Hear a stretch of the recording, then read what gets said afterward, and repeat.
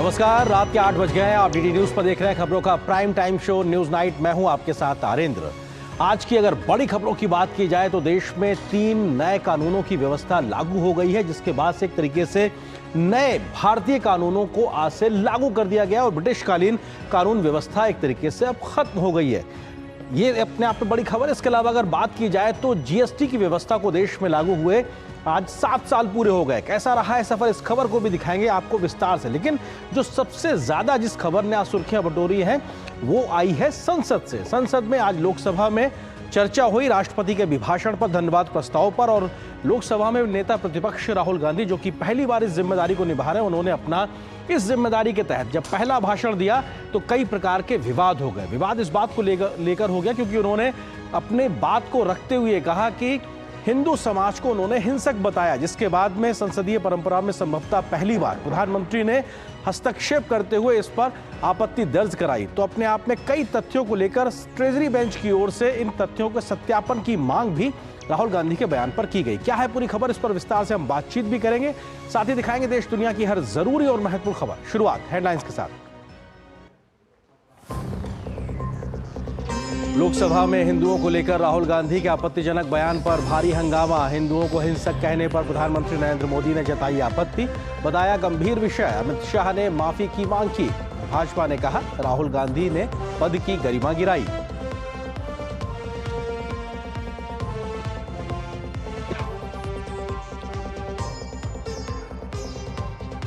लोकसभा में राहुल गांधी के अग्निवीर संबंधी बयान पर सरकार का पलटवार। रक्षा मंत्री राजनाथ सिंह और गृह मंत्री अमित शाह ने सदन में गलत तथ्य रखने पर लगाया आरोप।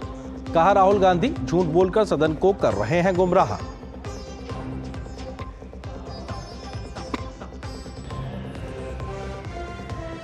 राष्ट्रपति के अभिभाषण पर धन्यवाद प्रस्ताव पर संसद के दोनों सदनों में चर्चा। लोकसभा में भाजपा सांसद अनुराग ठाकुर ने की बहस की शुरुआत।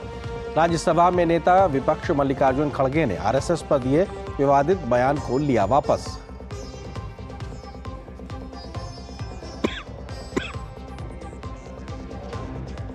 केंद्रीय गृह मंत्री अमित शाह ने नए आपराधिक कानूनों को बताया न्याय और आत्मसम्मान दिलाने की पहल।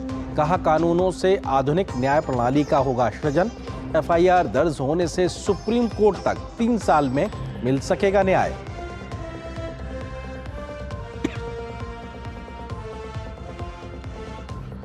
देश में जीएसटी लागू हुए 7 साल पूरे। अप्रत्यक्ष कर की दिशा में हुए कई महत्वपूर्ण कार्य। टैक्स वसूली भी बढ़ी। डिजिटल इंडिया पहल के 9 साल पूरे होने पर प्रधानमंत्री ने कहा डिजिटल इंडिया से आई पारदर्शिता, जीवन हुआ सुगम।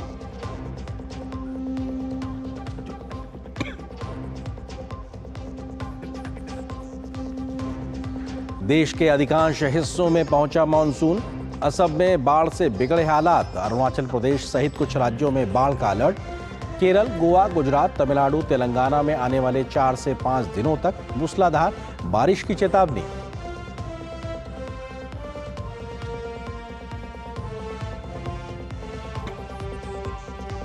भारतीय महिला क्रिकेट टीम ने एकमात्र टेस्ट में दक्षिण अफ्रीका को 10 विकेट से हराया। पहली पारी में 8 विकेट लेने वाली स्नेह राणा चुनी गई player of the match.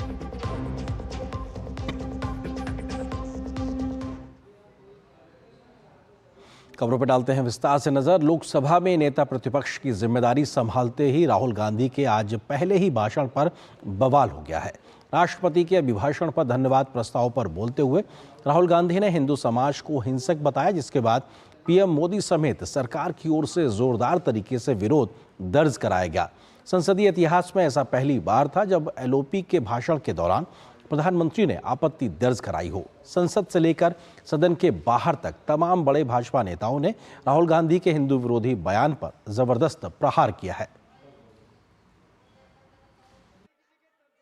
Lok Sabha में नेता विपक्ष के तौर पर अपने पहले ही भाषण में राहुल गांधी ने विवादित बयान देकर हंगामा खड़ा कर दिया।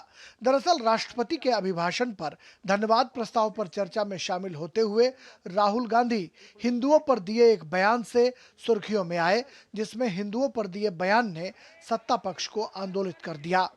दरअसल राहुल ने कहा था कि जो खुद को हिंदू कहते हैं वो हिंसक हैं। इसे लेकर सदन में जबरदस्त हंगामा हुआ।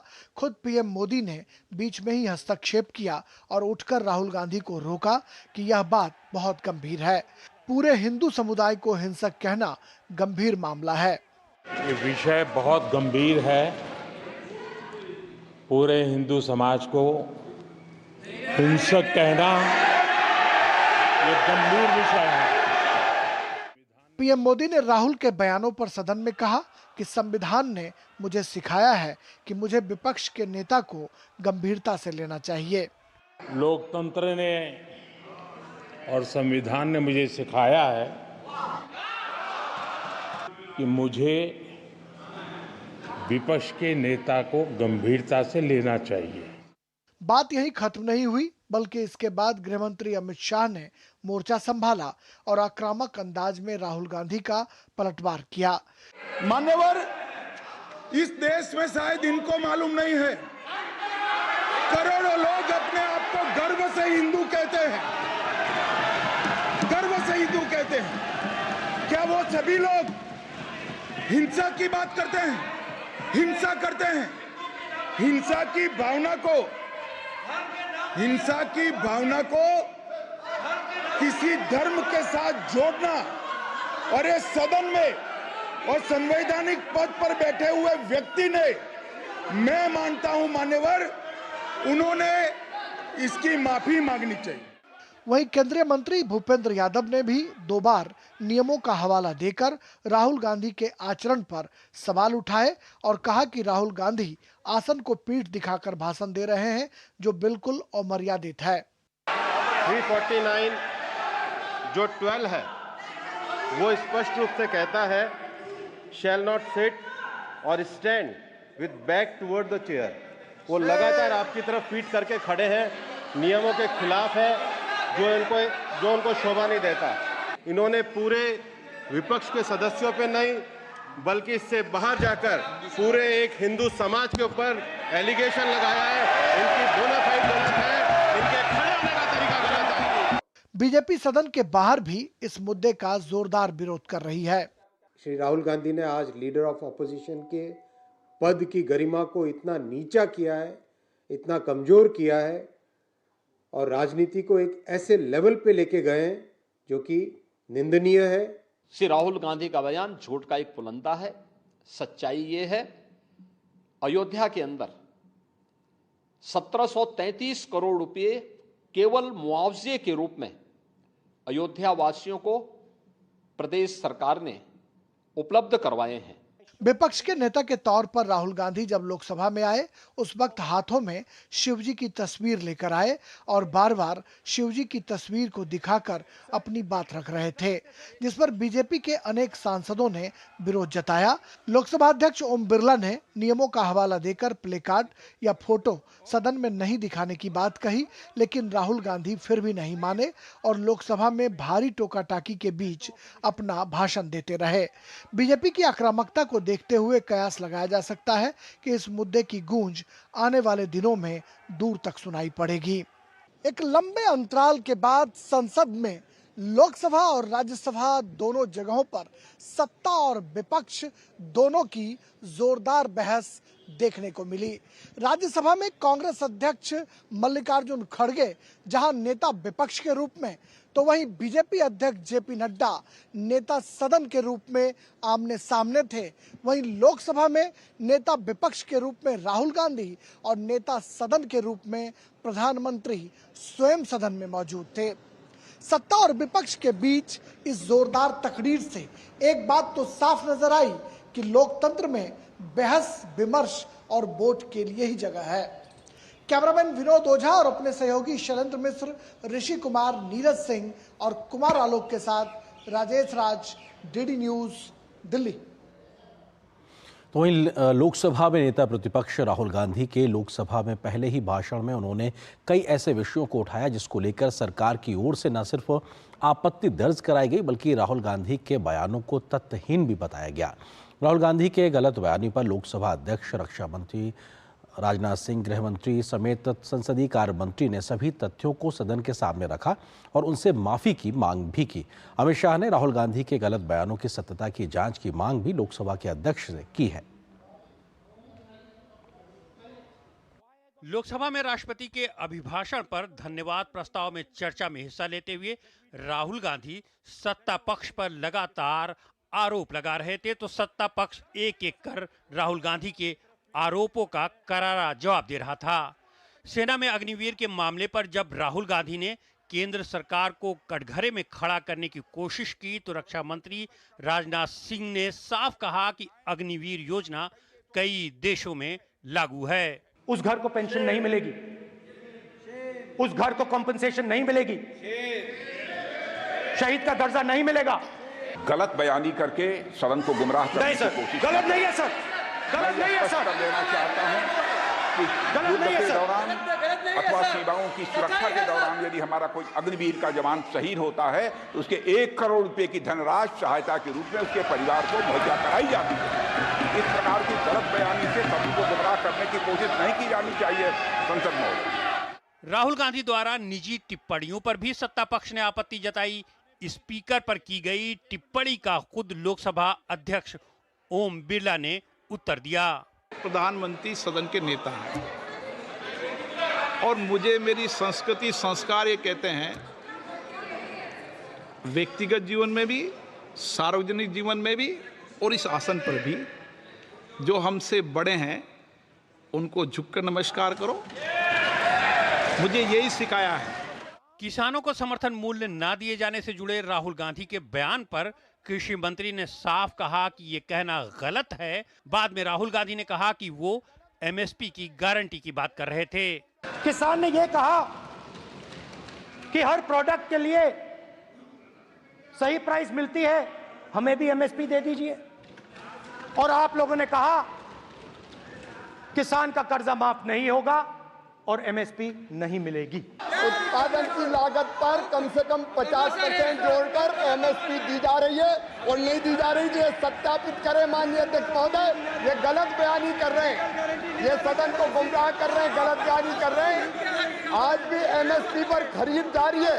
जब राहुल गांधी ने अपना संबोधन खत्म किया तो गृह मंत्री अमित शाह ने कहा कि विपक्ष के नेता ने अपने भाषण में कई बातें ऐसी रखी हैं जो तथ्य रूप से सही नहीं है। गृह मंत्री ने ट्रेजरी बेंच से लिए गए आवेदन को ध्यान रखकर नेता विपक्ष के भाषण में तथ्यों का सत्यापन करने का आग्रह किया। विपक्ष के नेता ने भाषण में कई चीजें ऐसी रखी जो तथ्य नहीं है, सत्य नहीं है और समय समय पर यहां से ट्रेजरी बैंक में सत्यापन की मांग की। हम सब की ओर से मेरा आपसे निवेदन है कि इनकी स्पीच और ट्रेजरी बैंक से लिए गए सारे ऑब्जेक्शन को ध्यान में रखकर नेता प्रतिपक्ष को अपने भाषण में तथ्य बगैर की और सत्य न हो ऐसी जो बातें रखी गई है, इसका सत्यापन करने के लिए आपका निर्देश मिले और हमें संरक्षण मिले। लोकसभा अध्यक्ष ने कहा कि इसका सत्यापन किया जाएगा। राष्ट्रपति के अभिभाषण पर लोकसभा में चर्चा मंगलवार को भी जारी रहेगी। पीएम मोदी धन्यवाद प्रस्ताव पर चर्चा का जवाब देंगे। ऋषि कुमार और राजेश राज के साथ शैलेंद्र मिश्र, डीडी न्यूज। तो राहुल गांधी के हिंदू विरोधी बयान की न सिर्फ भाजपा ने निंदा की बल्कि एनडीए नेताओं ने भी राहुल गांधी को घेरा है। भाजपा शासित कई राज्यों के मुख्यमंत्रियों समेत विभिन्न हिंदू संगठनों ने भी राहुल गांधी के बयान पर आपत्ति जताई है। राहुल गांधी के हिंदू विरोधी बयान के बाद देश में तेजी से प्रतिक्रियाएं भी सामने आ रही हैं। कोई भी सदस्य जब सदन में बोलते हैं तो आपका पीठ चेयरमैन और स्पीकर की तरफ नहीं दिखा सकते। वो मोर की बार बार अपने एमपीज को एड्रेस कर रहे थे और पीठ बार बार स्पीकर को दिखा रहे थे और फिर जब उसको कुछ बोलते हैं तो उसको सुना ही नहीं देता है।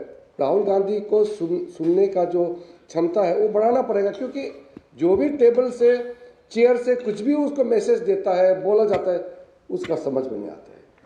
डिबेट का लेवल इस तरह गिर गया हमने कभी देखा नहीं है।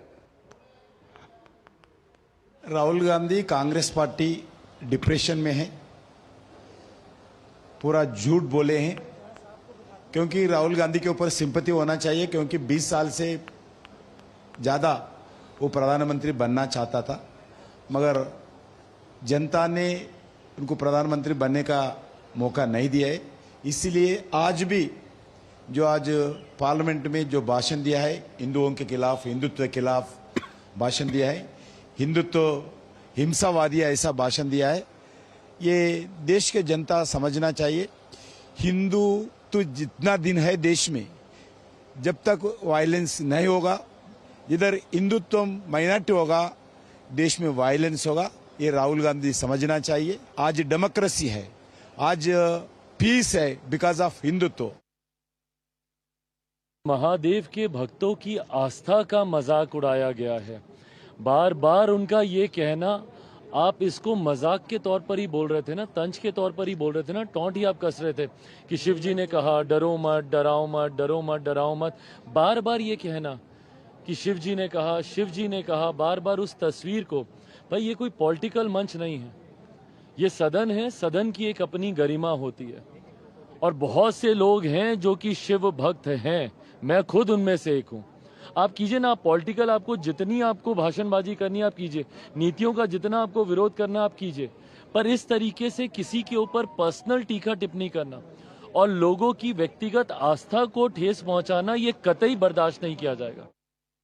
विपक्ष के नेता के नाते पहला भाषण शायद अपने आप को साबित करने का जोश होगा, पर उस नाटकीयता में वो ये बोल गए कि हिंदू समाज हिंसक होता है।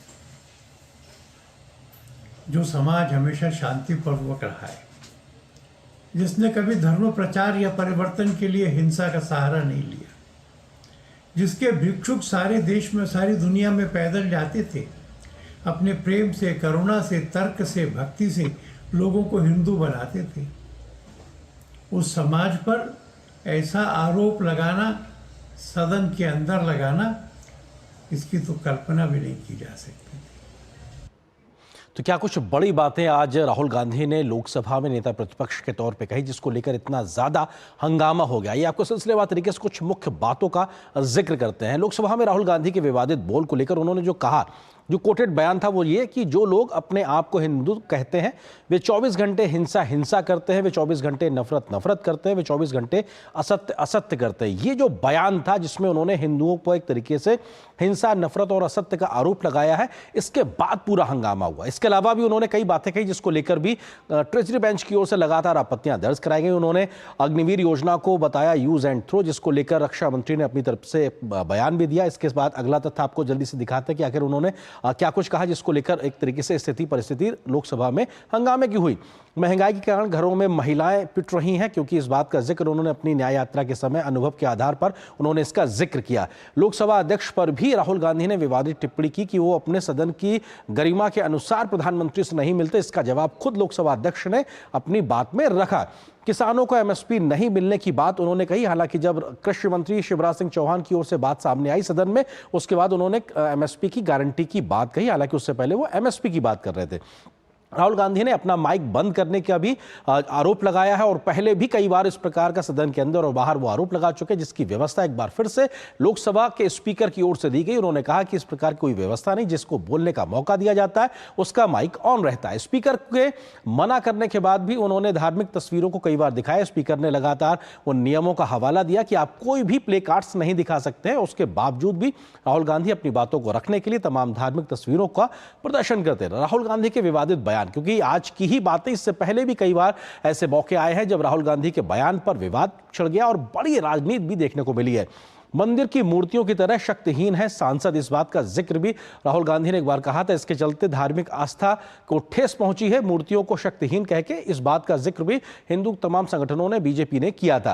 राहुल गांधी का शक्ति को लेकर विवादित बयान हमने देखा था मुंबई में एक सभा के दौरान। उन्होंने कहा कि शक्ति से लड़ रहे हैं, शिव और शक्ति को लेकर बीजेपी ने लगातार घेरा था। इस बात को लेकर भी काफी राजनीति और बयान देखने को मिला था। इसके अलावा जो मंदिर जाते हैं बाद में महिलाओं को छेड़ते हैं, ये हिंदू धार्मिक के तमाम युवाओं और पुरुषों के ऊपर उन्होंने इस बात का जिक्र किया था कि आप पहले मंदिर जाते हैं, मत्था टेकते हैं, उसके बाद में बाहर निकल के आप महिलाओं को छेड़ते हैं। इस बयान के बाद भी राहुल गांधी घिर गए थे। लोकसभा चुनाव को बताया मैच फिक्सिंग, क्योंकि जो अभी 2024 का आम चुनाव हुआ उसमें लगातार उन्होंने इस प्रकार के आरोप लगाए कि एक मैच फिक्सिंग टाइप की, जिसमें उन्होंने चुनाव आयोग को भी कटघरे में खड़ा किया, तमाम एजेंसीज को भी कटघरे में खड़ा किया। तो अपने आप में विवादित बयान था।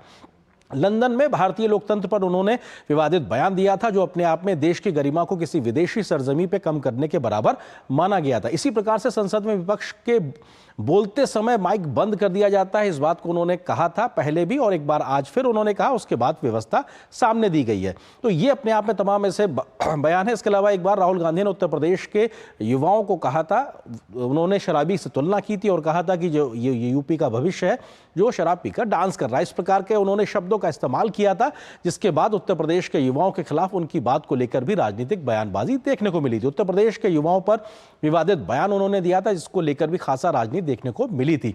तो ये पहले के पूर्व के बयान है। इसके अलावा न्यायपालिका तथा चुनाव आयोग को लेकर भी राहुल गांधी विवादित बयान दे चुके हैं कि आखिर सरकार की ओर से उन पर लगातार अंकुश लगाने की कोशिश हो रही है और प्रकार से संवैधानिक व्यवस्थाओं को लेकर सवाल खड़ा किया था राहुल गांधी ने। लोकतंत्र की तुलना तानाशाही शासन से की है। कई बार मोदी सरकार को लगातार वो घेरते रहे बीते 10 वर्षों में और इस बार के उन्होंने कई बार आरोप लगाए हैं पहले भी।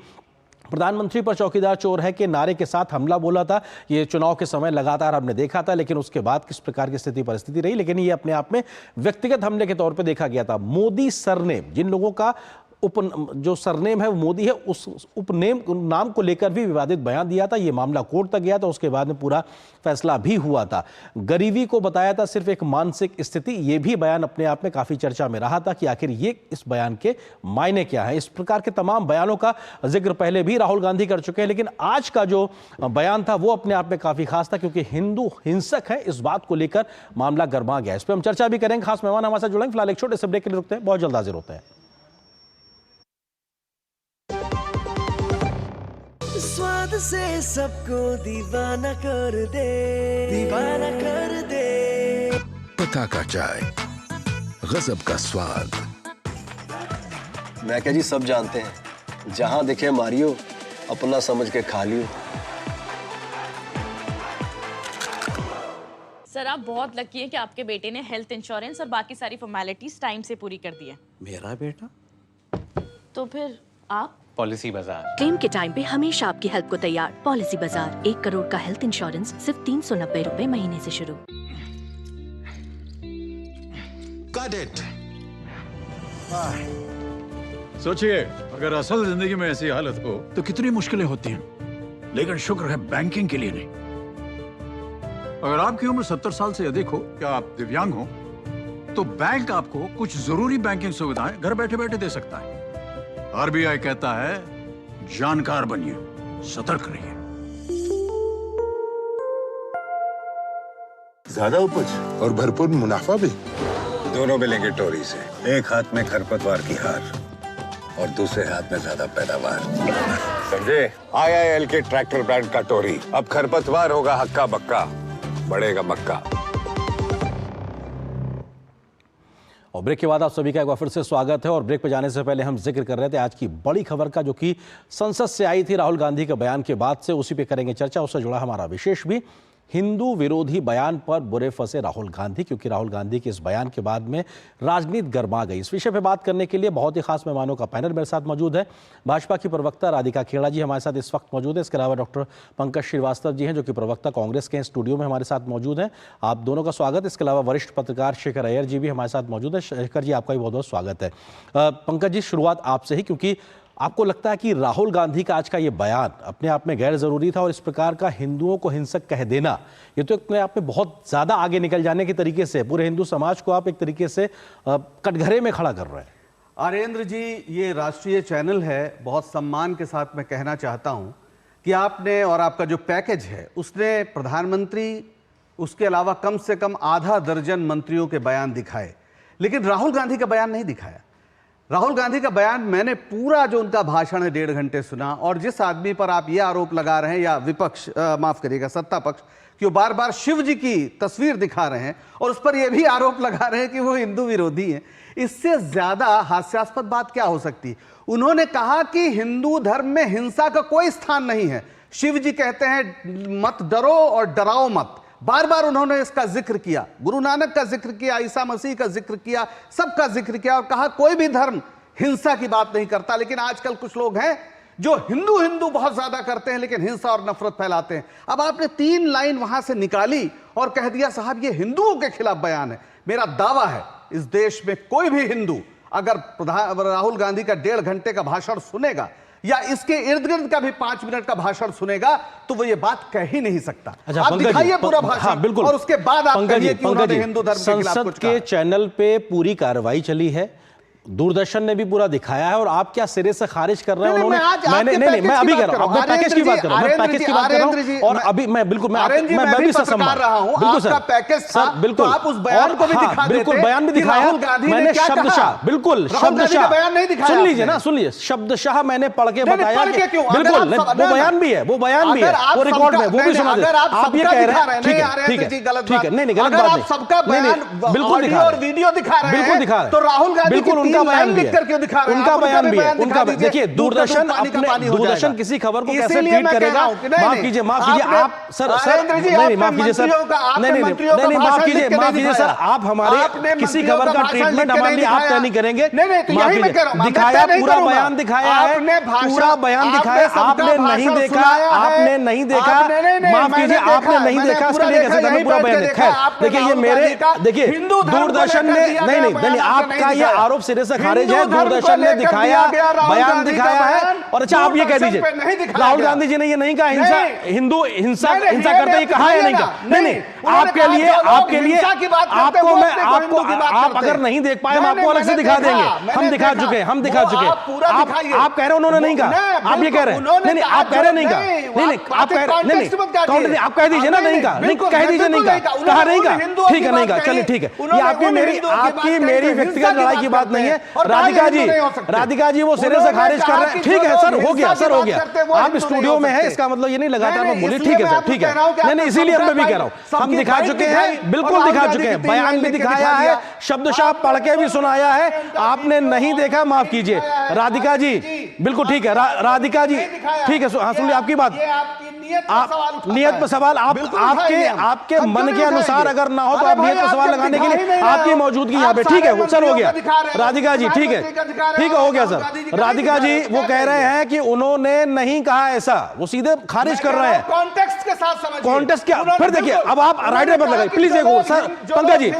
पंकज जी आपकी मेरी व्यक्तिगत नहीं है, और भी पैनलिस्ट हैं हाँ ठीक है, नहीं तो आप क्यों कह रहे हैं कि उन्होंने नहीं कहा? बिल्कुल कहा, ठीक है। अरे सर आप 1.5 घंटे का भाषण आपको टीवी पे दिख सुनाएंगे, माफ कीजिए आपने नहीं सुना इसलिए हम 1.5 घंटे का भाषण नहीं सुनाएंगे, आपने नहीं सुना तो हम 1.5 घंटे का भाषण नहीं सुनाएंगे, माफ कीजिए बिल्कुल नहीं। आप यहाँ मौजूद हैं, ये ईमानदारी है, आपकी मौजूदगी ईमानदारी है, बिल्कुल नहीं एहसान बिल्कुल नहीं कर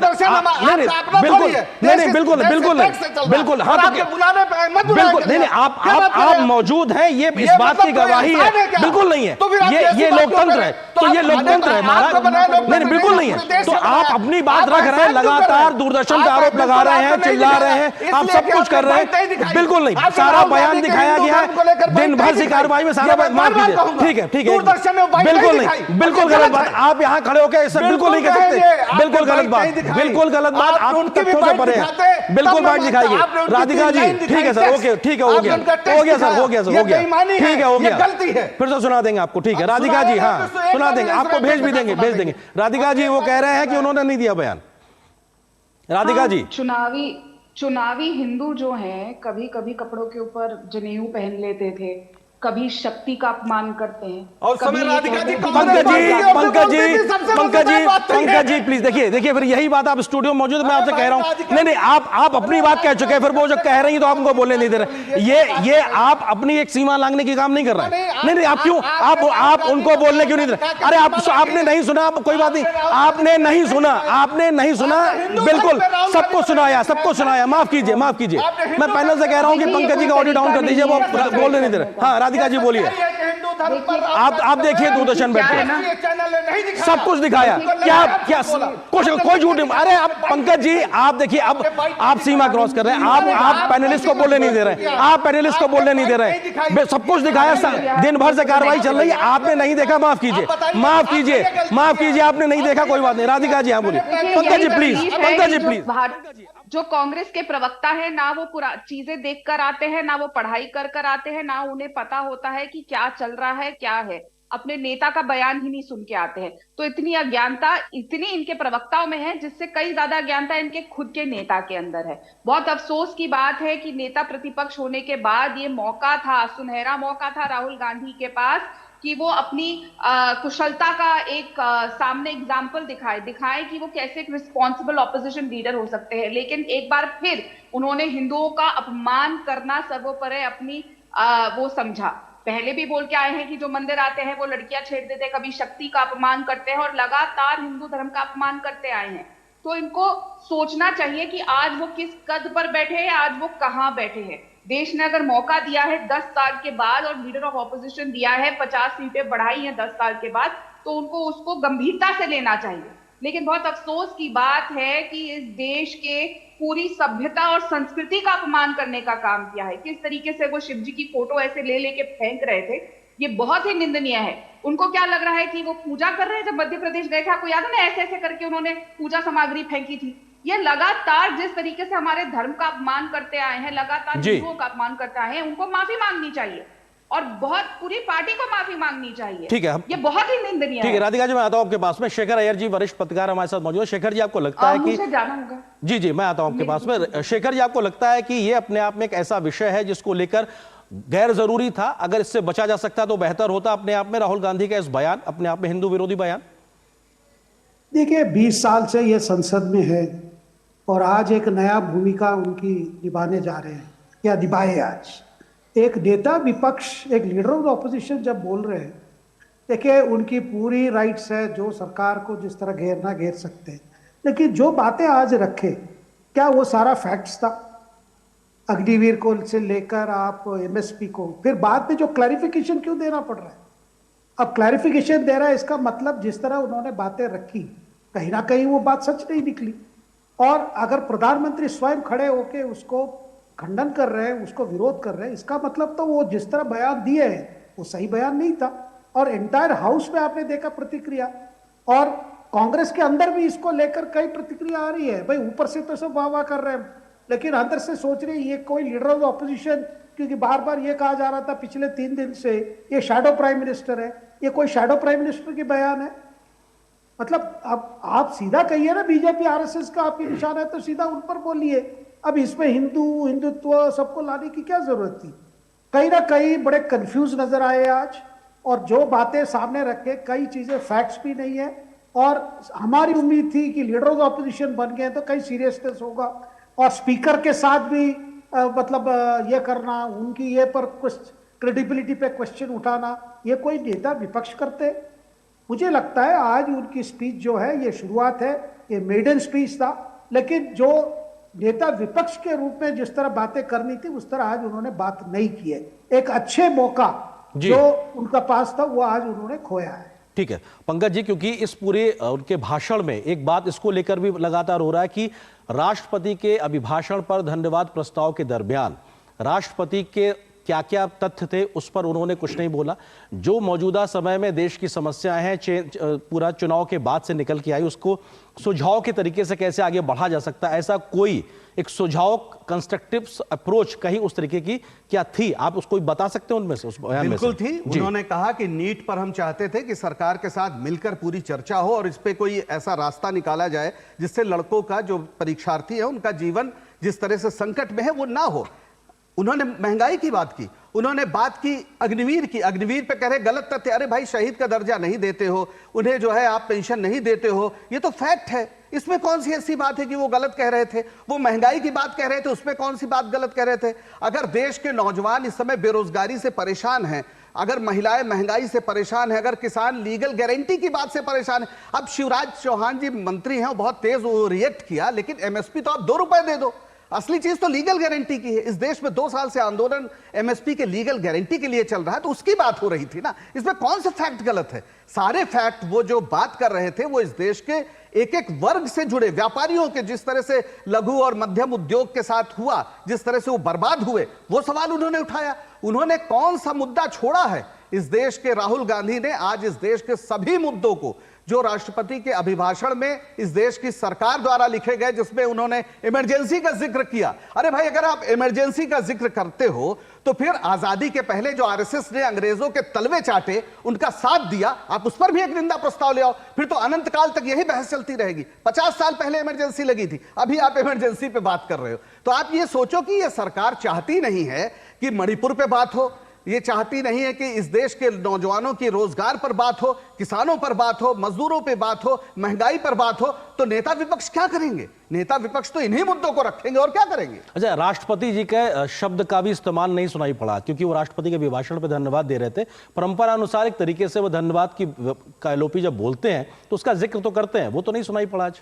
नहीं तो आप हो सकता है आप जिस तरह से चाहते हो उस तरह उन्होंने ना भाषण दिया। माफ करें राष्ट्रपति, माफ करें राष्ट्रपति जी का, नहीं, मैं वही तो कह रहा हूं, हो सकता है जो आप चाह रहे हो, लेकिन वहां पे भाषण हुई हो रहा है। राष्ट्रपति के अभिभाषण, वो बाकायदा वही उसी टेम्पलेट के अंदर सारी डिबेट हो रही है। अच्छा। कि राष्ट्रपति के अभिभाषण के धन्यवाद प्रस्ताव के तहत ही नेता विपक्ष बोल रहे हैं, तो इसमें कौन सी ऐसी अलग चीज? खैर, उस शब्द का इस्तेमाल नहीं हुआ तो मैंने इसलिए आपसे पूछा। लगता है नहीं, मुझे नहीं, मतलब ये तो मैं परंपरा की बात कर रहा हूँ, ये लगातार रहा, इसलिए मैंने पूछा आपसे। शेखर जी, आपको लगता है कि एक कंस्ट्रक्टिव अप्रोच विपक्ष की ओर से हो सकती थी, तमाम मसलों और मुद्दों को लेकर सुझाव हो सकते थे, एलओपी के पहले भाषण के तौर पर एक अपनी पहचान बनाने के लिए वो एक उस तरीके से उसको भाषणों को रख सकते थे, और राष्ट्रपति के अभिभाषण के धन्यवाद पर बोलते हुए राष्ट्रपति जी का जिक्र ना करना, यह भी अपने आप में परंपराओं को लेकर किस तरह से आप इसको देखते हैं?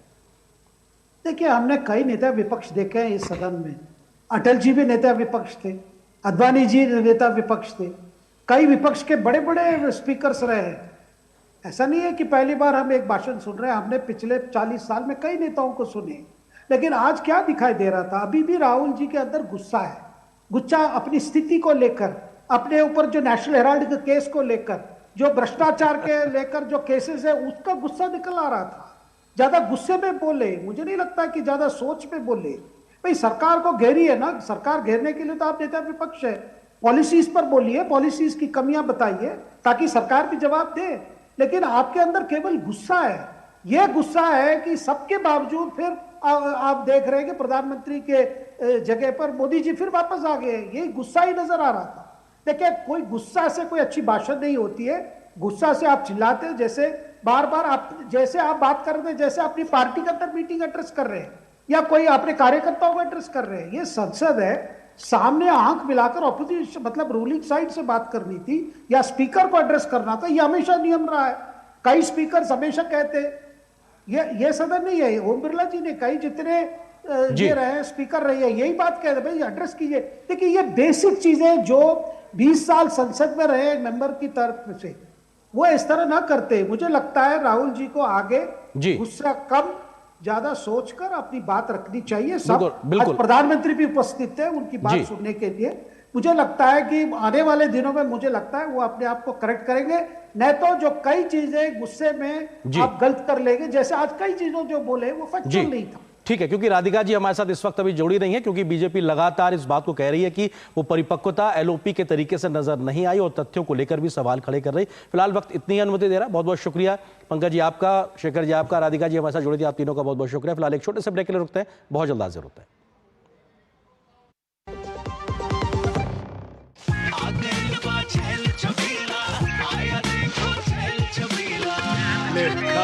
अच्छा भैया, मेरी गाय को भी अपने हाथों से चारा खिला दो। अरे खिलाई देते हैं।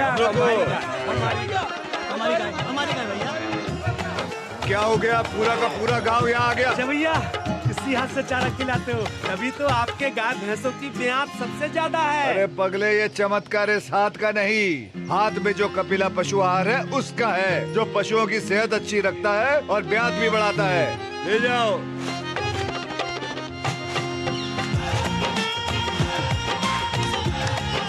कपिला, देश का नंबर 1 पशु आहार। बात जब पीढ़ियों के लिए बनने वाले घर की हो तो तो जिम्मेदारी बड़ी हो जाती है। गैलेंट समझता है ये जिम्मेदारी। अब डबल एम रिब्स के साथ गैलेंट एडवांस TMT रीबार, निर्माण का रियल हीरो। राशि की स्कूल फीस, घर का किराया, कितनी जिम्मेदारियां हैं सर पे। तुम तो टर्म लाइफ इंश्योरेंस लिए बिना ही चले गए। पॉलिसी बाजार पे 1 करोड़ का टर्म लाइफ इंश्योरेंस सिर्फ 470 रुपए महीने से शुरू। काफी टैलेंटेड है आपकी बेटी। सर बड़ी होकर इंडिया के लिए खेलना चाहती है। उसके फ्यूचर के लिए अभी से मैंने सेविंग भी स्टार्ट कर दी है। फ्यूचर की बात है तो सिर्फ उसे नहीं, आपको भी मैदान में उतरना पड़ेगा। मुझे? इनका मतलब है म्यूचुअल फंड्स के मैदान में। सिर्फ सेविंग्स नहीं, हर महीने म्यूचुअल फंड्स में भी इन्वेस्ट कीजिए। वरना आपकी बेटी तो बड़ी होगी, पर उसके लिए सेव किए हुए पैसे शायद उतने ही रह जाएंगे। सही है सर। म्यूचुअल फंड निवेश बाजार जोखिमों के अधीन है। योजना से जुड़े सभी दस्तावेजों को ध्यान से पढ़ें। चुटकुला समझ नहीं आया? समझ तो ये नहीं आता कि खेत धान का या खरपतवार का। तो इसमें समझना क्या है दोस्त? ले आओ धान के खरपतवारों का स्पेशलिस्ट ग्रीन लेबल। IIL के ट्रैक्टर ब्रांड का ग्रीन लेबल, धान के खरपतवारों का स्पेशलिस्ट। गोल्डी छोले मसाले, जहाँ जाए रिश्ते बनाए। जहाँ जाए रिश्ते बनाए, गोल्डी मसाले। और ब्रेक के बाद रुक करते हैं कुछ और महत्वपूर्ण खबरों की ओर। आज से देश में 3 नए आपराधिक कानून लागू हो गए हैं। अब नए कानूनों के लागू होने के बाद देश में ब्रिटिश कालीन गुलामी की मानसिकता वाले कानूनों IPC, CRPC और एविडेंस एक्ट की छुट्टी हो गई है। नए कानूनों में दंड की नहीं, न्याय पर जोर देने की व्यवस्था की गई है। केंद्रीय गृह मंत्री अमित शाह ने एक प्रेस कॉन्फ्रेंस में इन कानूनों के बारे में विस्तार से जानकारी दी और इससे जुड़ी हुई तमाम भ्रांतियों को भी सिरे से खारिज किया। देश को आज से ब्रिटिशकालीन गुलामी के कानूनों से मुक्ति मिल गई है और देश में 3 नए कानून लागू हो गए हैं। देश को इन नए कानूनों के बारे में विस्तार से जानकारी देने के लिए सामने आए खुद केंद्रीय गृह मंत्री अमित शाह। दिल्ली में एक प्रेस कॉन्फ्रेंस में उन्होंने जोर देकर कहा कि आज़ादी के 77 साल बाद आपराधिक न्याय प्रणाली पूर्णतः स्वदेशी हो रही है। नए कानूनों से अब पीड़ितों के अधिकारों की रक्षा हो सकेगी। केंद्रीय गृह मंत्री ने कहा कि नए कानूनों में भारतीय आत्मा है। इन कानूनों में महिलाओं और नाबालिगों के अधिकारों की रक्षा के विशेष प्रावधान किए गए हैं। अब हमने कंपलसरी किया है कि हर थाने में रजिस्टर होगा और ई-रजिस्टर भी होगा कि कौन सा अपराधी पुलिस की कस्टडी में है, जिससे हेबियस के माध्यम से कोर्ट में नहीं जाना पड़ेगा। तलाशी और रेड दोनों स्थिति में वीडियोग्राफी की जाएगी, जिससे पुलिस के अधिकारों का दुरुपयोग न हो पाए। गृह मंत्री ने इन कानूनों को जल्दबाजी में लाए जाने के आरोपों से साफ इनकार करते हुए कहा कि इन कानूनों को लेकर लगभग 4 वर्षों तक व्यापक तैयारी की गई है। ये बिल को भी संसद ने ऐसे ही पारित नहीं किया है। गृह विभाग की समिति के पास ये बिल को भेजा गया। 2.5 महीना या तो 3 महीना इस पर विशद चर्चा हुई। सभी दल के सांसदों ने इसके अंदर हिस्सा लिया है, अपने सुझावों को रखा है। 4-5 पॉलिटिकल स्टाइल के सुझाव छोड़कर मैं दावे से कह सकता हूं, हर सुझाव को समाहित कर 93 बदलाव कर बिल को फिर से कैबिनेट ने पारित किया और पारित करने के बाद सदन के सामने रखा गया है। इतने बड़े सदियों के बाद हो रहे सुधार को पॉलिटिकल कलर देना मैं मानता हूं ठीक नहीं है। गृह मंत्री ने बताया कि कानूनों को लागू करने से पहले इससे जुड़े सभी लोगों को व्यापक ट्रेनिंग दी गई है। कुल मिलाकर ट्रेनिंग की संख्या पुलिस में 6 लाख, प्रोसिक्यूशन में 4,000, जुडिशरी में लगभग 20,000, फोरेंसिक में भी 4,000 और प्रिजन में 10,868 मास्टर ट्रेनर अभी काम कर रहे हैं। अमित शाह ने पत्रकारों के सवालों का जवाब देते हुए कहा कि पुलिस रिमांड की अवधि बढ़ाने से लेकर तमाम विषयों को लेकर भ्रांति फैलाई जा रही है। ये कानून नागरिकों के हितों और उनके अधिकारों की रक्षा करते हैं। 15 दिन की लिमिट को हमने नहीं बढ़ाया है। रिमांड 15 दिन की ही होगी। 60 दिन के भीतर 1 या 2 टुकड़ों में आप 15 दिन की रिमांड दे सकते हैं। भ्रांति फैलाई जा रही है कि रिमांड का पीरियड बढ़ाया गया। गृह मंत्री ने कहा कि कुछ शुरुआती व्यवहारिक समस्याओं के बाद अब अगले 3-4 वर्षों में ये कानून थाने से लेकर न्यायालयों के स्तर पर नोटिफाई हो जाएंगे तो अपराधों पर भी नकेल कसी जा सकेगी और न्याय मिलने में तेजी आएगी। नए कानूनों में महिला और बाल अपराध पर कई सारे प्रावधान सख्त किए गए हैं, जबकि मॉब लिंचिंग जैसे अपराध की सजा भी तय की गई है। यानी कि आने वाले समय में इन तीनों नए कानूनों की वजह से न्याय प्रक्रिया में तेजी आएगी और जब दोषियों को सजा जल्द से जल्द मिलेगी तो अपराधों में भी कमी आएगी। अमित शाह ने कहा कि अदालतों में मामलों का इतनी बड़ी संख्या में लंबित होना कांग्रेस की पूर्व सरकारों की देन है और नए कानून हमें इससे निजात दिला सकेंगे। शैलेंद्र मिश्र के साथ नीरज सिंह की रिपोर्ट, डीडी न्यूज। और अगली खबर पश्चिम बंगाल से जुड़ी हुई, जहां की कानून व्यवस्था एक बार फिर से सवालों के घेरे में आ गई। एक महिला के साथ पिटाई का वीडियो तेजी से वायरल हो रहा है, जिसके बाद से पश्चिम बंगाल की ममता बनर्जी की सरकार पर गंभीर सवाल खड़े हो रहे हैं। यह पहला मामला नहीं है जब इस प्रकार की कोई घटना सामने आई है जहां पर महिलाओं के साथ अत्याचार बंगाल में होता दिखाई पड़ रहा हो। इससे पहले भी कई प्रकार की ऐसी घटनाएं बंगाल से आती रही हैं, जिसको लेकर कानून व्यवस्था बंगाल की कहीं ना कहीं कटघरे में खड़ी होती रही। इस नए वीडियो के आने के बाद में राष्ट्रीय महिला आयोग ने भी इसका स्वतः संज्ञान लिया है। उसके बाद से यह मामला और ज्यादा गर्माता जा रहा है, राजनीतिक रूप से भी और सामाजिक रूप से भी। पश्चिम बंगाल में क्रूरता और हिंसा की घटनाओं में लगातार इजाफा देखने को मिल रहा है, जिससे ममता बनर्जी के राज में कानून व्यवस्था ही सवालों के घेरे में आ गई है। माकपा और भाजपा नेताओं ने हिंसा से जुड़ी उत्तरी दिनाजपुर की इन तस्वीरों को साझा किया। तस्वीरों में एक दबंग व्यक्ति महिला की पिटाई कर रहा था। इस तरह की घटनाएं पश्चिम बंगाल में एक आम बात हो चली हैं। राज्य में हाल ही में हुई हिंसा की वारदातों पर गौर करें तो जनवरी 2023 में जलपाईगुड़ी के बालापार में 10वीं कक्षा की एक छात्रा का 5 युवकों ने दुष्कर्म कर निर्मम हत्या कर डाली थी। अप्रैल 2023 में उत्तर दिनाजपुर जिले में दलित लड़की के साथ कथित रूप से सामूहिक दुष्कर्म किया और उसके बाद उसकी हत्या कर दी गई। बीते साल अगस्त में सिलीगुड़ी में स्कूल से लौट रही एक 17 वर्षीय लड़की को 22 वर्षीय व्यक्ति ने दुष्कर्म करने की कोशिश करते हुए पीट कर मार डाला। अक्टूबर 2023 में पश्चिम बंगाल के जलपाईगुड़ी जिले के धूपगुड़ी में एक नदी के किनारे बोरे में बंद नाबालिग लड़की का शव बरामद किया गया। प्रारंभिक जांच में 11 साल की बच्ची से पहले दुष्कर्म और उसके बाद हत्या की बात सामने आई। फरवरी 2024 में मालदा में दुष्कर्म और हत्या हुई, जिसमें कक्षा 9 की एक छात्रा की लाश मिली थी। वहीं इसी साल मई में लोकसभा चुनाव के छठे चरण के मतदान से पहले नंदीग्राम में तृणमूल कांग्रेस के कथित समर्थकों ने कई बीजेपी कार्यकर्ताओं के घरों में घुसकर धारदार हथियारों से हमला किया। हमले में कार्यकर्ता की मौत हो गई। जून 2024 में कूच बिहार जिले में एक महिला के कपड़े उतारकर पिटाई की गई। पीड़ित महिला का कहना है कि उन पर तृणमूल कार्यकर्ताओं ने हमला किया था। भाजपा अध्यक्ष जेपी नड्डा ने ममता सरकार पर हमला बोला। उन्होंने सोशल मीडिया साइट एक्स पर लिखा कि पश्चिम बंगाल से एक भयावह वीडियो सामने आया है जो उस क्रूरता की याद दिलाता है जो केवल तर्कों में मौजूद है। मामले को बदतर बनाने के लिए टीएमसी कैडर और विधायक इस कृत्य को उचित ठहरा रहे हैं। चाहे संदेश खाली हो, उत्तर दिनाजपुर हो या कई अन्य स्थान, दीदी का पश्चिम बंगाल महिलाओं के लिए असुरक्षित है। वहीं बीजेपी नेता सुकांता मजूमदार और बीजेपी के प्रवक्ता गौरव भाटिया ने घटना की निंदा की। उधर कांग्रेस नेता अधीर रंजन चौधरी ने पश्चिम बंगाल में मॉब लिंचिंग की घटना को दुर्भाग्यपूर्ण बताया, जबकि टीएमसी सांसद साइनी घोष ने कहा कि पुलिस आरोपियों के खिलाफ कार्रवाई कर रही है। जब लॉ एंड ऑर्डर के ऊपर, पुलिस के ऊपर भरोसा उठ जाता है तभी इसी तरीके की घटना घटती है।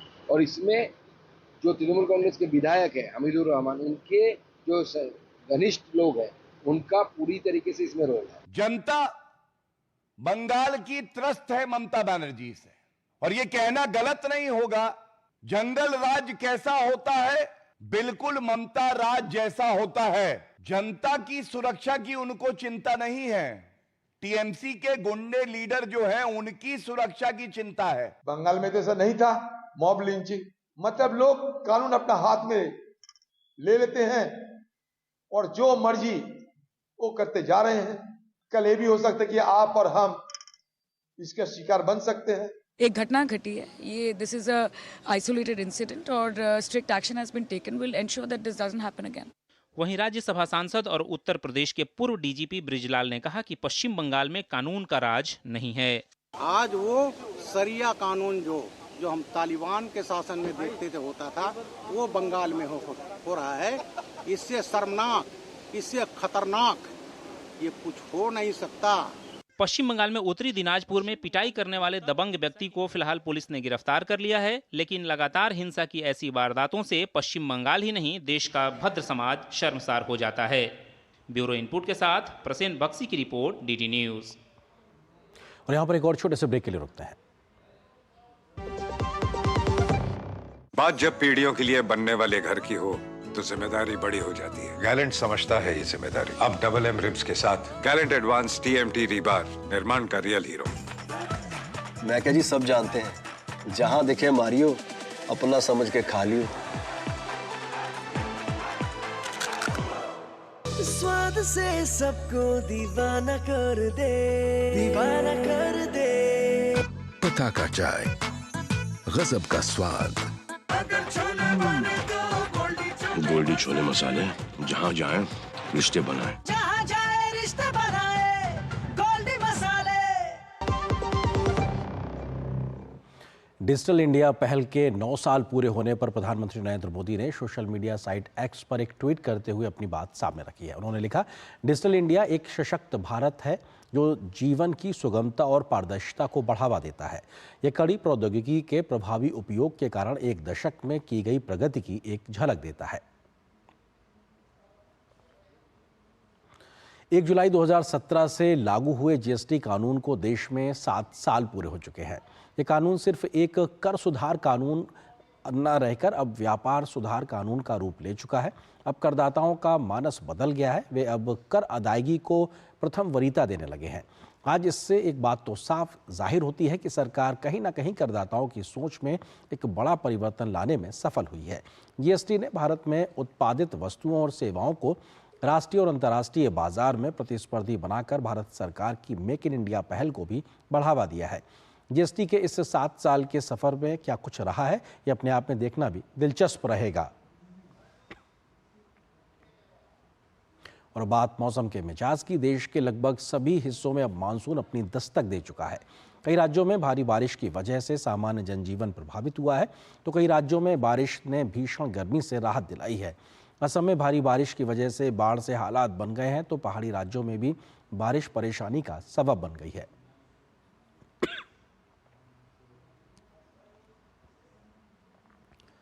और खबर खेल के मैदान से, भारतीय महिला क्रिकेट टीम ने शानदार प्रदर्शन करते हुए एकमात्र टेस्ट मैच में दक्षिण अफ्रीका को 10 विकेट से हरा दिया है।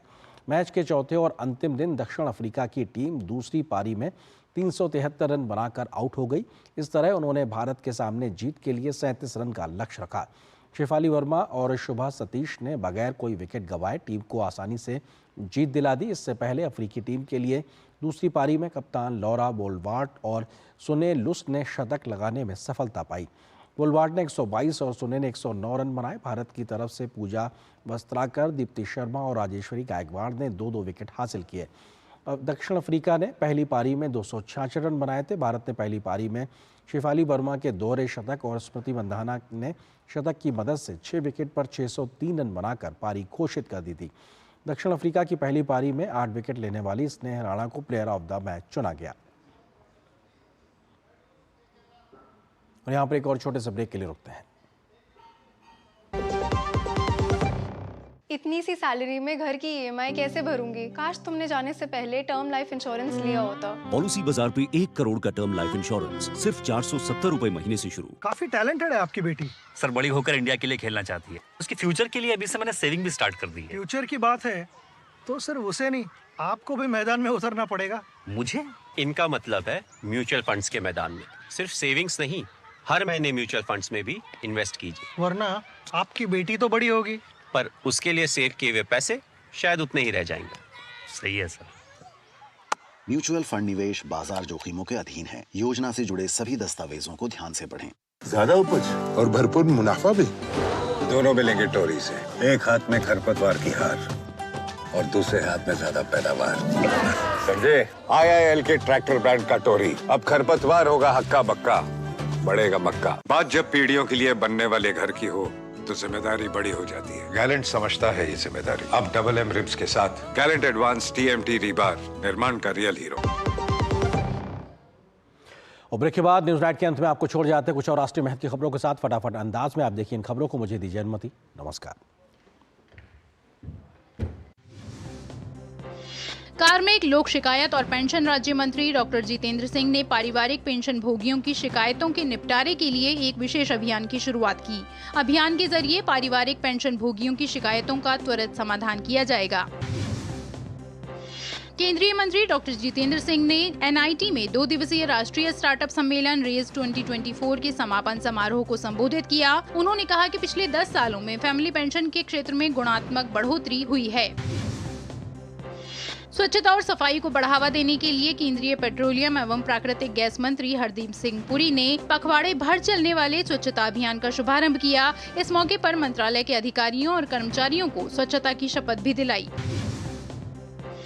दिल्ली उच्च न्यायालय ने आबकारी नीति घोटाला मामले से संबंधित सीबीआई और ईडी के मामलों में बीआरएस नेता के कविता को जमानत देने से इनकार कर दिया। न्यायमूर्ति स्वर्णकांता शर्मा द्वारा भ्रष्टाचार और मनी लॉन्ड्रिंग से जुड़े 28 मई को दायर 2 जमानत याचिकाओं पर आदेश सुरक्षित रखने के बाद ये फैसला आया है। महाराष्ट्र में विधान परिषद के चुनाव के लिए भाजपा ने 5 उम्मीदवारों के नाम की घोषणा की। इस लिस्ट में पंकजा मुंडे का नाम भी शामिल है। इसके अलावा भाजपा ने योगेश तिलेकर, परिणय फुके, अमित गोरखे और सदाभाऊ खोत को उम्मीदवार बनाया है। बता दें, पंकजा मुंडे ने बीड से लोकसभा चुनाव लड़ा था और वो सीट पे हार गई थी। नेशनल टेस्टिंग एजेंसी ने नीट यूजी री एग्जाम का रिजल्ट घोषित कर दिया है। एनटीए ने 1563 स्टूडेंट्स को दोबारा परीक्षा देने का मौका दिया था। 1563 में से 813 छात्र ही 23 जून को हुई पुनर्परीक्षा में शामिल हुए थे। इन छात्रों के संशोधित स्कोर कार्ड जारी कर दिए गए हैं। नीट यूजी री एग्जाम के लिए उपस्थित होने वाले छात्र एनटीए की आधिकारिक वेबसाइट exam.nta.ac.in पर अपने रिजल्ट्स चेक कर सकते हैं। दिल्ली की साकेत कोर्ट ने दिल्ली के उपराज्यपाल विनय कुमार सक्सेना द्वारा दायर 23 साल पुराने आपराधिक मानहानि मामले में सामाजिक कार्यकर्ता मेधा पाटकर को 5 महीने की कैद की सजा सुनाई है। पाटकर को सक्सेना को 10 लाख रुपए का मुआवजा देने के आदेश दिए गए हैं। दिल्ली उच्च न्यायालय ने सोमवार को पूर्व राजनयिक लक्ष्मीपुरी द्वारा दायर मानहानि मामले में तृणमूल कांग्रेस नेता और राज्यसभा सांसद साकेत गोखले को 50 लाख रुपए का हर्जाना देने का निर्देश दिया। अदालत ने अतिरिक्त निर्देश भी जारी किए, जिसमें सोशल मीडिया पर सार्वजनिक माफी के लिए भी कहा गया है, जो कम से कम 6 महीने तक साकेत के सोशल मीडिया हैंडल पर रहना चाहिए। और दिल्ली में सेना प्रमुख जनरल उपेंद्र द्विवेदी को गार्ड ऑफ ऑनर दिया गया। उन्होंने कल यानी 30 जून को जनरल मनोज पांडे से सेना प्रमुख का पदभार ग्रहण किया। तेल विपणन कंपनियों ने सोमवार को देश भर में 19 किलोग्राम वाले वाणिज्यिक एलपीजी सिलेंडर की कीमतों में कटौती की घोषणा की। 30 रुपए की संशोधित दरें तत्काल प्रभाव से लागू हो गई हैं। दिल्ली में 19 किलोग्राम वाले वाणिज्यिक एलपीजी सिलेंडर की खुदरा बिक्री कीमत अब 1676 रुपए से घटकर 1646 रुपए हो गई है।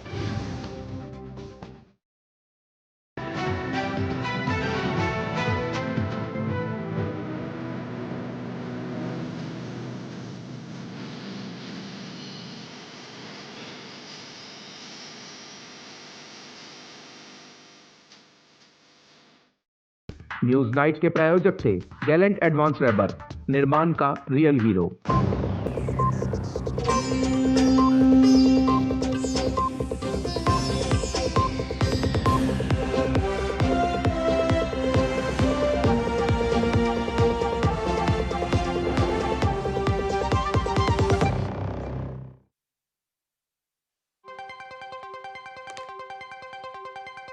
राजनीति की चाल से दुनिया के हाल तक, खेल के मैदान से किसान के खलियान तक, दिन भर की हर छोटी बड़ी खबर को समेटे खबर के हर किरदार को दिखाते हैं हम। डीडी न्यूज का प्राइम टाइम शो, सटीक और भरोसेमंद खबरें, खबर ही नहीं खबर का विश्लेषण भी, नए तेवर, नए कलेवर, नई धार और नई रफ्तार के साथ देखिए न्यूज नाइट हर रात